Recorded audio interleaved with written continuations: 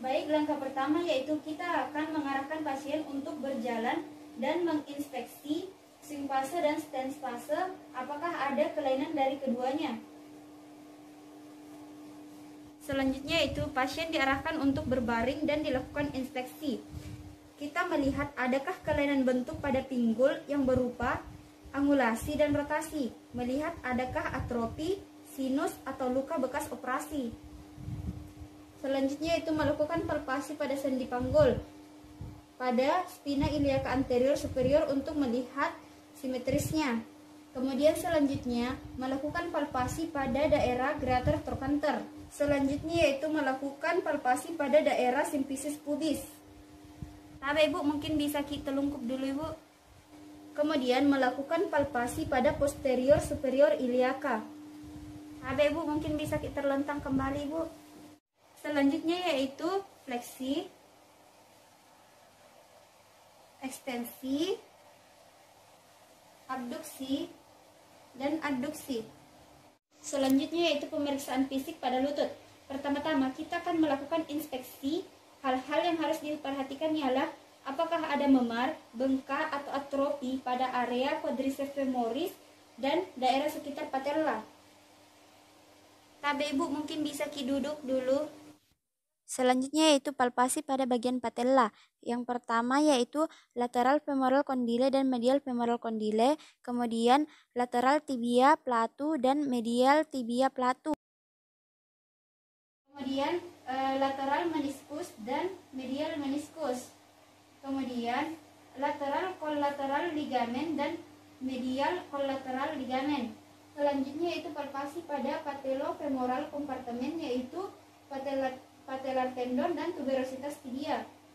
Ini bisa dibaring kembali, Bu. Selanjutnya yaitu range of motion dari lutut. Yang pertama yaitu gerakan fleksi, kemudian ekstensi untuk melihat adanya kelainan. Selanjutnya yaitu tes palpasi pada pemeriksaan epusi di lutut. Yang pertama, telapak tangan kiri diletakkan di bagian suprapatellar dan didorong ke arah bawah untuk mendorong cairan ke bawah. Kemudian, telapak tangan pada bagian medial untuk mendorong cairan ke sisi lateral. Kemudian, melakukan tapping pada daerah lateral untuk memastikan adanya efusi pada sendi lutut. Selanjutnya yaitu tes the balloon Sagan, yaitu ibu jari dan jari telunjuk pada tepi medial dan lateral dari lutut. Kemudian sebelah tangan kita melakukan penekanan pada daerah suprapatellar dan mendorong cairan ke bawah. Selanjutnya yaitu pemeriksaan pada kaki dan pergelangan kaki. Yang pertama, kita akan melakukan inspeksi untuk melihat apakah ada deformitas, memar, atau bekas operasi sebelumnya. Selanjutnya yaitu palpasi pada daerah anterior aspek pergelangan kaki dan kita akan melakukan palpasi pada tendon Achilles hingga ke calcaneus.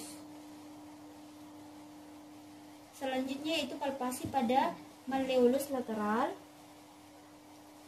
malleolus medialis, fossa tarsalia, metatarsalia, fascia plantaris untuk melihat adanya nyeri tekan. Selanjutnya yaitu range of motion pada pergelangan kaki.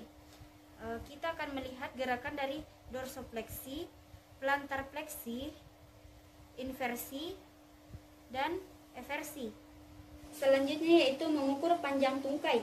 Ada dua cara untuk mengukur panjang tungkai, yaitu yang pertama true leg length atau pengukuran panjang tungkai dari sias ke malleolus medialis. Yang kedua yaitu apparent leg length, yaitu pengukuran panjang tungkai dari umbilikus ke malleolus medialis.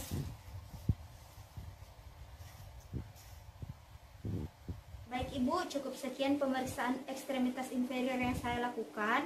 Terima kasih atas kerjasamanya Ibu. Sama-sama, Dok.